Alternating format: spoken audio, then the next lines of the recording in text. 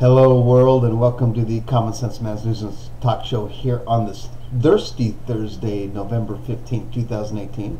This is a show where we discuss news from different news sources via the internet and discuss them in a common sense way, trying to bring the left and the right a little more together on just about everything you could possibly think of. Please email me your suggestions to commonsensemen at gmail.com. That's common with a K, or call in. Let's have a live discussion, a video chat, whether it be Skype, your cell phone, landline, satellite link, whatever you want to do. 805-994-0606. Let's get a discussion going.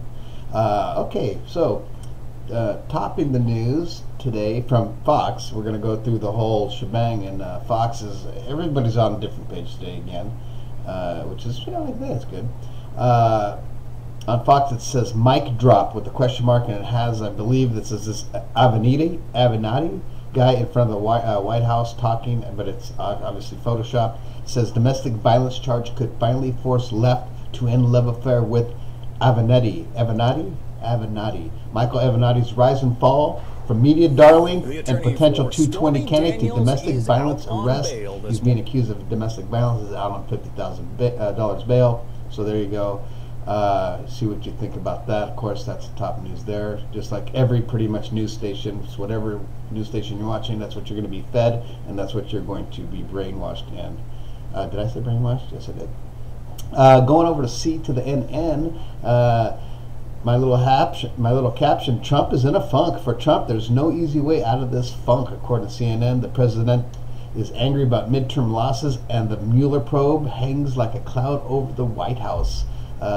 He's pissed. He is pissed about things. He's not happy. Everything's going against him. It's probably that big ego.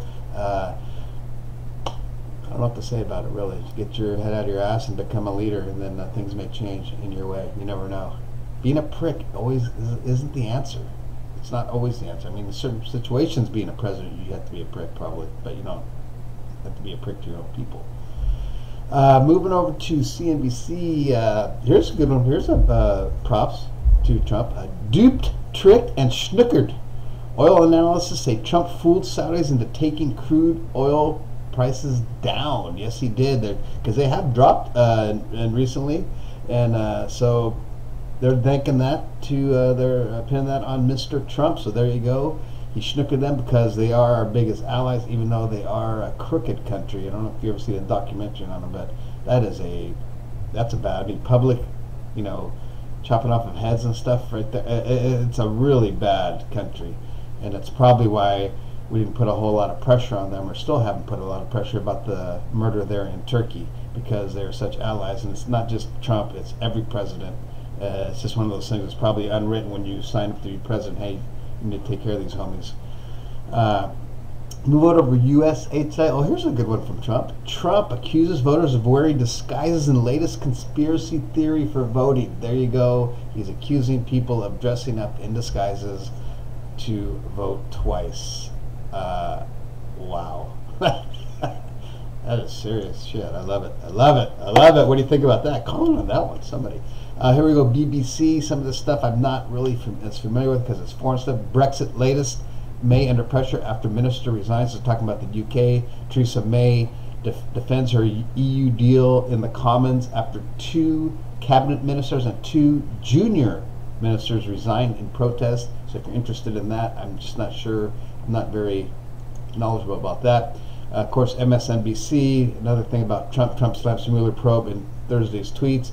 On Thursday, the president took to Twitter to weigh in on Mueller investigations and why he calls it a total mess. I don't have any of those tweets right here because, again, MSNBC seems to just be a little different ballgame that I haven't really been able to figure out yet. It's a lot more video.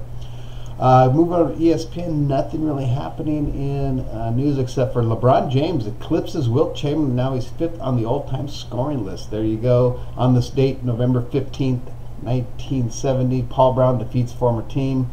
Brown, as head coach of the expansion Cincinnati Bengals, defeated the former team, the Cleveland Browns. There you go. If you were there in 1970, I was alive, but I don't remember that because I was barely 5 years old.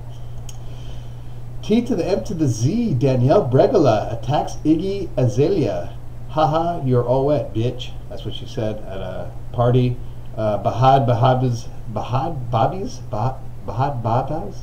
I can't even pronounce that. Got fresh beef on her hands after going off on Iggy Azalea at a Hollywood party, savagely attacking her with a full drink. Yeah, and she hasn't come that far from her Dr. Phil days, according to TMZ. And Bobby is known as Daniel Bregala, I guess. That's the thing. I don't even know who they are, so whatever. Doesn't mean anything to me. Dream Kardashian. I didn't know there was actually, they named her Dream Kardashian. Dream. I haven't heard that. That's a good one. TP Ferries Bentley. You can't top my 200th birthday bash. They all threw a 200 birthday, second birthday bash for her, and she got a lot of stuff, including a Bentley. So check that out if you're interested. If you're a Kardashian lover. Moving over to Travel Leisure, my favorite one. Not much going on except for this U.S. city will pay you $10,000 to move there and work from home. What city are we talking about? We're talking about Oklahoma. There you go. The Tulsa Remote Program looks to draw creatives, remote workers, and entrepreneurs to a tech-savvy individuals to the city, offering selected candidates $10,000 grant and a slew of benefits in exchange for working remotely in the city for at least 1 year. There you go. That's going to end this Thirsty Thursday showdown, and we're going to go to our little quote from Facebook. And hey, today, guess what? It is from a Facebook repost from this Facebook page, USA Patriots for Donald Trump. There you go. One of my righties on the board, and it says Obama played the race card, Hillary played the woman card, America played the Trump card. I thought that was kind of fun. Okay, that's going to end for this Thirsty Thursday. Go out, have a drink with your colleagues, with your family, take them out to dinner, enjoy Thursday. It's almost Friday. Then next week is Thanksgiving. And please subscribe to my channel, the Common Sense Messaging Talk Show, here on the YouTube. And we will see you on Freaky Friday.